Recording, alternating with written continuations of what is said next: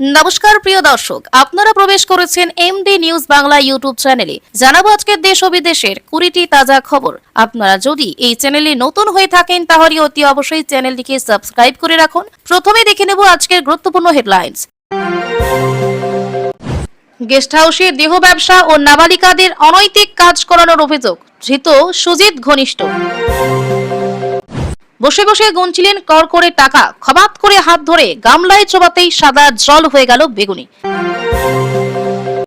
সরকারি ইঞ্জিনিয়ারের কীর্তি ফাঁস, বেঙ্গালুরুতে এসআইআর ধাক্কা, বাদ পড়তে চলেছে অর্ধেক ভোটারই, কি যুক্তি দিল কমিশন? মুখ্যমন্ত্রী নয় প্রধানমন্ত্রীর বৈঠকে গেলেন আবু তাহের খলিলুর ইউসুফ, জমা দিলেন বিশেষ কাগজ। দিল্লি নয়, এবার দেশ জুড়ে বড় অভিযানে নামছে ককরোচরা, প্ল্যান বলে দিলেন দীপকে। বিদেশে যাবেন, মামলা ফেরানোর পর আবারও সুপ্রিম কোর্টে গেলেন অভিষেক। 2025 সালের নতুন নিয়ম মেনে নিয়োগ, দুর্নীতিতে জিরো টলারেন্স, হাইকোর্টে অবস্থান স্পষ্ট করলো এসএসসি। মুখস্থ প্রশ্ন চিরকুটে লিখতেন, উত্তর চিহ্নিত করে দিতেন বইয়ে। কি কি করেছেন 3 এনটিএ কর্তা, নেট চার্জশিটে সিবিআই। বিয়ের আগে অন্তঃসত্ত্বা, কন্যাকে নদীতে ডুবিয়ে মারলেন বাবা, দিল্লি থেকে আগ্রায় নিয়ে গিয়ে হত্যা, গ্রেফতার পৌর। প্রিয় বিজেপি নেতা কে, বিরোধী শিবিরে কার সঙ্গে সম্পর্ক ভালো, নাম বলে দিলেন রাহুল গান্ধী নিজেই। গ্রহণযোগ্যতা নেই কুণালের মামলা খারিজ হাইকোর্টে, বিধানসভায় বলতে না দেওয়ার অভিযোগ ছিল বিধায়কের। বিজেপি প্রার্থীর সঙ্গে গাঁটছড়া কংগ্রেসের নির্বাচনী এজেন্টের পদের নেত্রীর বিরুদ্ধে স্বামী ছিনতাইয়ের অভিযোগ মুর্শিদাবাদে। মিজোরাম থেকে অপহরণ, তারপর চলন্ত গাড়িতে ধর্ষণ 2 আদিবাসী কিশোরীকে, অসমে কাছাড়ে গ্রেফতার 3 যুবক। সড়ক দুর্ঘটনায় যুবকের মৃত্যুকে কেন্দ্র করে রণক্ষেত্র পাটনা, রাস্তা আটকে বিক্ষোভ, ভাঙা হলো পুলিশ চৌকি, পুরল গাড়ি। ডিম ছুটছে তাতেই ভয়, স্বাধীনতার সংগ্রামীরা তো গুলি খেয়েছেন, মুহকে থানায় হাজিরা দেওয়ার নির্দেশ দিয়ে বলল সুপ্রিম কোর্ট। রাজনীতিতে প্রসেনজিৎ, নবান্নে মুখ্যমন্ত্রীর সঙ্গে বৈঠকের পর তুঙ্গে জল্পনা। সব বেসরকারি হাসপাতালে আয়ুষ্মান ভারতের সুবিধা পাওয়া যায়, ভর্তির আগে সঠিক নিয়ম জানুন। মহিলারা পাবেন মাসে 2500 টাকা, নতুন প্রকল্পে আবেদন শুরু, যোগ্যতা জানুন। চলতি মাসে দেরি, সেপ্টেম্বর থেকে কত তারিখে মিলবে অন্নপূর্ণা যোজনার টাকা, জানালেন মুখ্যমন্ত্রী। পশ্চিমবঙ্গ আবাসে 60,000 টাকা এখনো পাননি, টাকা না ঢুকলে কোথায় যোগাযোগ করবেন জানুন। হাসিনার মন্তব্যের সঙ্গে ভারত সরকারের কোনো যোগ নেই, সাফ জানালো বিদেশ মন্ত্রক।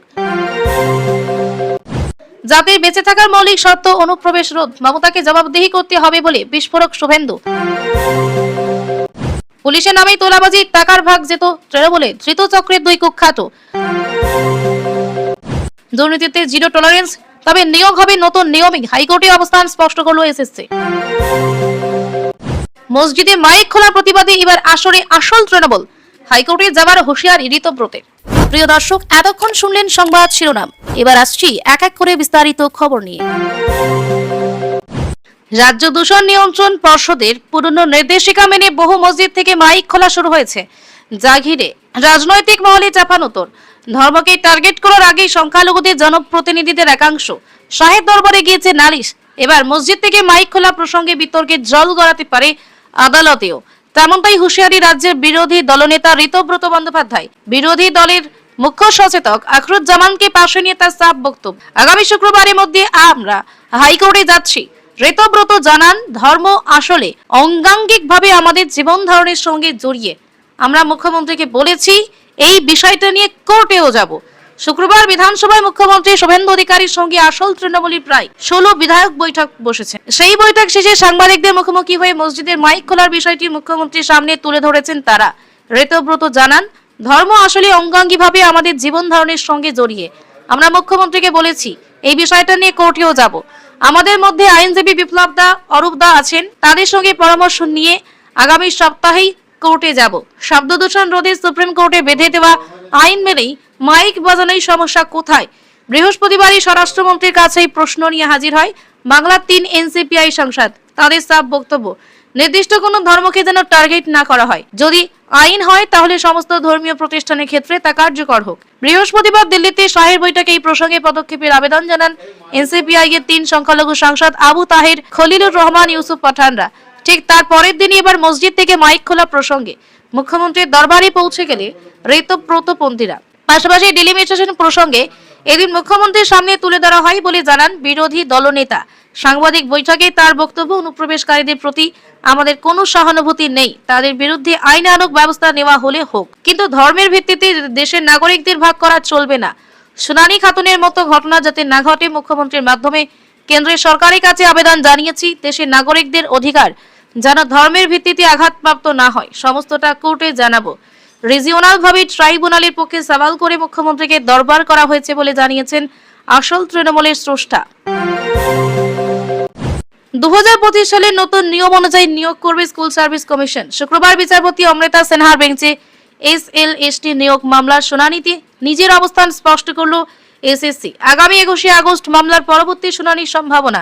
বিচারপতি অমৃতা সিনহার এজলাসে দাঁড়িয়ে রাজ্যের তরফে এদিন আদালতে সিনিয়র স্ট্যান্ডিং কাউন্সিল নিরঞ্জন ভট্টাচার্য স্পষ্ট জানান, নিয়োগ দুর্নীতিতে জিরো টলারেন্স নীতি রাজ্য সরকারের, তাই পরবর্তীকালে নিয়োগের কোনো দুর্নীতির জায়গা নেই। 2025 সালের নিয়ম অনুযায়ী দ্বিতীয় এসএলএসটির নিয়োগ হবে। বলে রাখা ভালো, তৃণমূলের জমানায় 2016 সালে এসএলএসটির সম্পূর্ণ প্যানেল বাতিল করে দেয় আদালত। ফের নতুন করে নিয়োগ করতে বলা হয়। মামলাকারীরা জানিয়েছেন 2016 সালে নিয়োগ প্রক্রিয়া যে সে বছরের নিয়ম মেনেই করতে হয়। 2025 সালে নিয়ম অনুযায়ী 2016 সালের নিয়োগ হতে পারে না। রাজ্যে ক্ষমতার পালাবদলের পর হাইকোর্টের তরফে এসএসসির অবস্থান স্পষ্ট করতে বলা হয়। সেই অনুযায়ী শুক্রবার বিচারপতি অমৃতা সিনহার এজলাসে নিজেদের অবস্থান স্পষ্ট করে এসএসসি। এদিন আদালতে এসএসসি সংরক্ষণের বিষয়টি ওঠে। অন্যান্য অনগ্রসর শ্রেণীর 17% আসন সংরক্ষিত ছিল। 2010 সালে পর 5 লক্ষের শংসাপত্র বাতিল করে হয়। তবে বর্তমানে নতুন নিয়ম লাগু হয়েছে, সংরক্ষণ কমিয়ে 7% করা হয়। সেই বিষয়টিও এবার নিয়োগের ক্ষেত্রে মাথায় রাখতে হবে বলেই জানান বিচারপতি। সেক্ষেত্রে রাজ্য সরকার এবং এসএসসিকে সমন্বয় সাধন করে নিয়োগ প্রক্রিয়া সম্পন্ন করতে হবে বলে জানান বিচারপতি সিনহা। আগামী 21 আগস্ট মামলার পরবর্তী শুনানির সম্ভাবনা। পুলিশের নাম করে দীর্ঘদিন ধরে তোলাবাজির অভিযোগ। তৃণমূল নেতাদের সঙ্গে অভিযুক্তদের ওঠা বসা, সেজন্য মুখ বন্ধ রাখতেন এলাকার বাসিন্দারা। শেষ পর্যন্ত গ্রেপ্তার ওই চক্রের 2 কুখ্যাতকে। অভিযোগ, ধৃতদের তোলাবাজিতে মদত দিত এক পুলিশ কর্মী। চাঞ্চল্যকর ঘটনাটি ঘটেছে বনগাঁ পেট্রোপোল সীমান্ত বন্দর এলাকায়। ধৃতদের জেরা করে আরো তথ্য পেতে চাইছে পুলিশ। পুলিশ জানিয়েছে ধৃতদের নাম রাজু দেবনাথ ও নিমাই মণ্ডল। তাদের বাড়ি পেট্রোপোল থানার জয়ন্তীপুর ও উত্তর ছয়ঘরিয়া এলাকায়। অভিযোগ, দীর্ঘদিন ধরে পেট্রোপোল সীমান্ত বন্দর এলাকায় পুলিশের নাম ভাঙিয়ে তোলাবাজি চলছিল। টাকা না পেলে হুমকিও দেওয়া হতো। তৃণমূলের আমল থেকে চলছিল ওই তোলাবাজি। সব থেকে বড় কথা, এক পুলিশ কর্মীর মদতে ওই তোলাবাজি চলতো বলে অভিযোগ। সেই ঘটনা জানাজানি হলে ওই পুলিশ কর্মীকে বহিষ্কার করা হয়েছে। শুরু হয়েছে ওই অভিযুক্তের বিরুদ্ধে বিভাগীয় তদন্ত।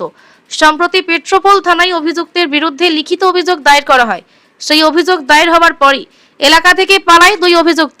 গতকাল বৃহস্পতিবার রাতে চক্রের ওই 2 এলাকায় ফিরেছিল। সেই কথা জানার পরেই পুলিশ অভিযান চালিয়ে তাদের পাকড়াও করেছে। জানা গিয়েছে তৃণমূল নেতাদের সঙ্গে তাদের ঘনিষ্ঠতা ছিল। সেই সুবাদেই পুলিশের নামে তোলাবাজি সহ একাধিক বেআইনি কাজ তারা করে যাচ্ছিল। সেই টাকার ভাগ তৃণমূলের কাছেও যেতে বলে অভিযোগ। এই চক্রে আর কারা জড়িয়ে আছে সেই সব বিষয় খতিয়ে দেখছে পুলিশ। এদিন ধৃতদের বনগাঁ মহকুমা আদালতে তোলা হয়। বিচারক অভিযুক্তদের পুলিশ হেফাজতে রাখার নির্দেশ দিয়েছে। মুখ্যমন্ত্রী শুভেন্দু অধিকারী সীমান্ত রক্ষা এবং অনুপ্রবেশ নিয়ে কড়া বার্তা দিয়েছেন। তিনি স্পষ্ট করে বলেছেন, সীমান্ত নিরাপত্তা ও জনসংখ্যার ভারসাম্য কোনো দলীয় রাজনীতির বিষয় নয়, এগুলো জাতীয় অস্তিত্বের প্রশ্ন।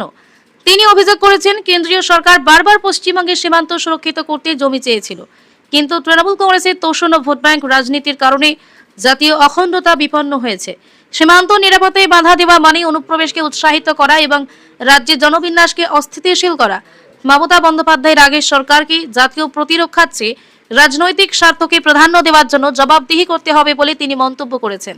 মুখ্যমন্ত্রীর এই বক্তব্যে জোরালোভাবে উঠে এসেছে সীমান্ত সুরক্ষার প্রসঙ্গ। তিনি বলেছেন, ভোট ব্যাংকের নাম করে অনুপ্রবেশকারী ঢুকিয়ে তৃণমূল সরকার যে ক্ষতি করেছে বাংলা, তার জবাবদিহি করতে হবে।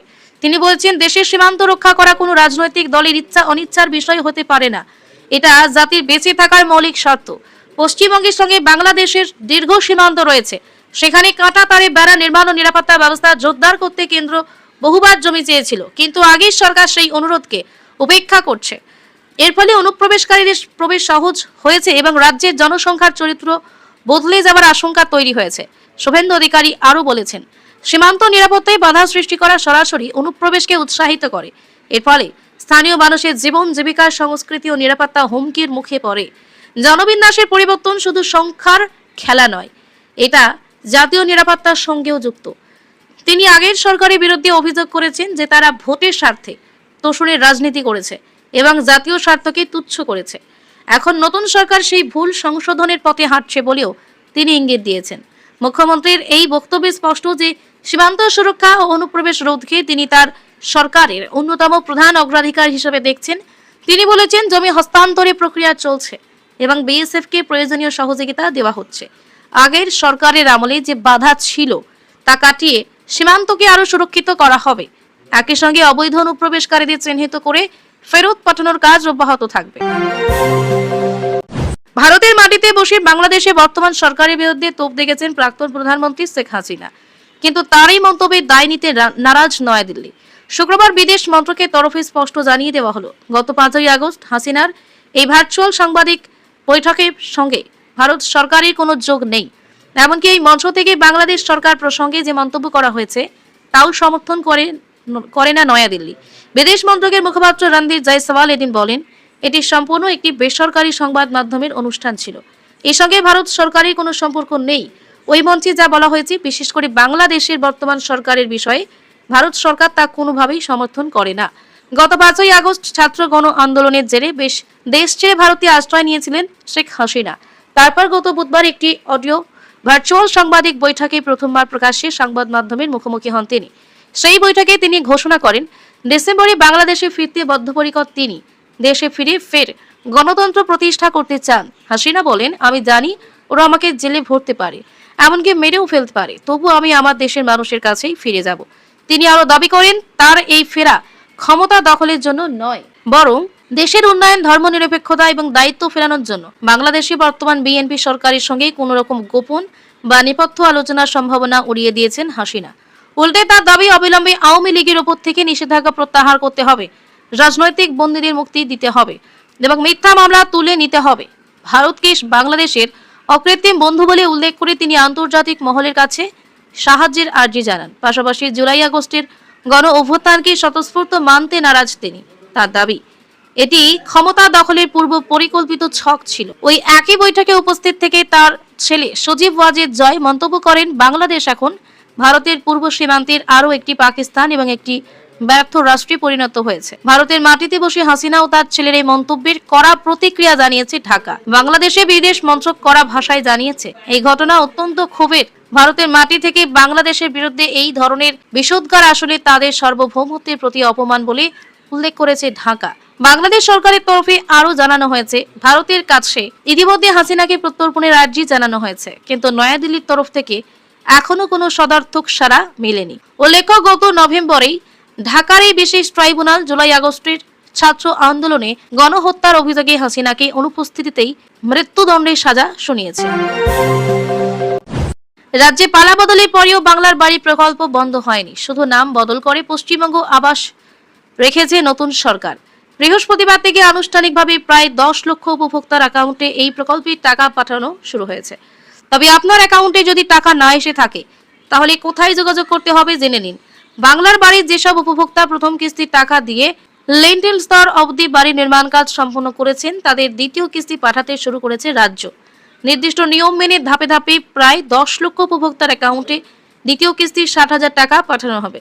এক্ষেত্রে গতকাল কিংবা আজ অ্যাকাউন্টে টাকা না এলেও চিন্তার কিছু নেই, কারণ ধাপে ধাপে যোগ্যদের টাকা পাঠাচ্ছে রাজ্য। তবে উপভোক্তাদের নিয়মিত ব্যাংক অ্যাকাউন্ট চেক করার পরামর্শ দেওয়া হয়েছে, তাহলে টাকা ঢুকলেই তারা জানতে পারবেন। প্রয়োজন পড়লে স্থানীয় গ্রাম পঞ্চায়েত, ব্লক অফিস কিংবা সংশ্লিষ্ট সরকারি দপ্তরে যোগাযোগ করে আবেদনের মাধ্যমে বর্তমান স্ট্যাটাস জানতে পারেন উপভোক্তারা। এক্ষেত্রে কোনো রকম ভুয়ো খবরে কান না দিয়ে শুধুমাত্র সরকারি তথ্যের উপর তাদের নির্ভর করতে বলা হয়েছে। এছাড়া পশ্চিমবঙ্গ আবাস যোজনার যেসব গ্রাহকের বাড়ির কাজ এখনো লিন্টেল স্তর অবধি হয়নি, তাদেরও চিন্তার কোনো কারণ নেই। কাজ সম্পূর্ণ হওয়ার পর ফের সরকারি সমীক্ষাও যাচাই হবে। সবকিছু ঠিক থাকলে পরবর্তী ধাপে তাদের দ্বিতীয় কিস্তির 60,000 টাকা করে দেওয়া হবে। এদিকে গতকাল থেকে পশ্চিমবঙ্গ আবাস যোজনার দ্বিতীয় কিস্তি দেওয়া শুরু হতেই দারিদ্র্য সীমার নিচে থাকা সরকারি উপভোক্তাদের মুখে হাসি ফুটেছে। রাজ্য সরকারের থেকে 60,000 টাকা করে পেলে অসমাপ্ত বাড়ির কাজ সম্পূর্ণ করতে পারবেন তারা। আর 2 মাসে বহু উপভোক্তা এ সময় টাকা পেয়ে গেলেও এবারে যতদিন গড়াচ্ছে অন্নপূর্ণা যোজনা নিয়ে চিন্তা বাড়ছে আবেদনকারীদের। জুন জুলাইতে মাসে প্রথম দিকেই বহু আবেদনকারী নিজেদের অ্যাকাউন্টে অন্নপূর্ণা যোজনার 3,000 টাকা পেয়ে গিয়েছিলেন। পরে ধাপে আরো অনেক মহিলার অ্যাকাউন্টে টাকা ঢোকে, কিন্তু এবার কোনো আপডেট না আসায় কবে ঢুকবে অন্নপূর্ণা যোজনার 3,000 টাকা সেই নিয়ে চর্চা বাড়ছিল। যদিও সমস্ত কল্পনা জল্পনা অবসান ঘটিয়ে বৃহস্পতিবারই বড় ঘোষণা করে মুখ্যমন্ত্রী শুভেন্দু অধিকারী। আগামী 17 আগস্ট থেকে যোগ্য আবেদনকারীদের ব্যাংক অ্যাকাউন্টে অন্নপূর্ণা প্রকল্পের টাকা পাঠানো শুরু হবে। মুখ্যমন্ত্রী বলেন, যাচাই প্রক্রিয়া সম্পূর্ণ হওয়ার পর যোগ্য সব আবেদনকারীদের অ্যাকাউন্টে 17 আগস্ট থেকে অন্নপূর্ণা 3,000 টাকা ঢুকতে থাকবে। মুখ্যমন্ত্রী এও বলেন, এটা সরকারি টাকা, তাই সমস্ত নিয়ম মেনে তা প্রদান করা হবে। শুধু তাই নয়, এরপরই আবেদনকারীদের চিন্তা দূর করে মুখ্যমন্ত্রী বলেন, প্রথম কিস্তির পর থেকে প্রতি মাসের দ্বিতীয় সপ্তাহে নিয়মিতভাবে এই প্রকল্পের টাকা উপভোক্তাদের ব্যাংক অ্যাকাউন্টে পাঠানো হবে। উল্লেখ্য, এখনো পর্যন্ত অন্নপূর্ণা যোজনায় মোট 2,16,00,000 আবেদন জমা পড়েছে। বর্তমানে চলছে ভেরিফিকেশন প্রক্রিয়া। সমস্ত আবেদন যাচাই ভেরিফাই করে তারপর যোগ্য আবেদনকারী বেছে নেওয়া হচ্ছে। এই মুহূর্তে সেই কাজ প্রায় শেষ পর্যায়ে পৌঁছেছে। মুখ্যমন্ত্রী জানিয়েছেন, 17 আগস্টের মধ্যে 10 জুলাই পর্যন্ত জমা পড়া সমস্ত আবেদনপত্রের ভেরিফিকেশন সম্পূর্ণ করা সম্ভব হবে।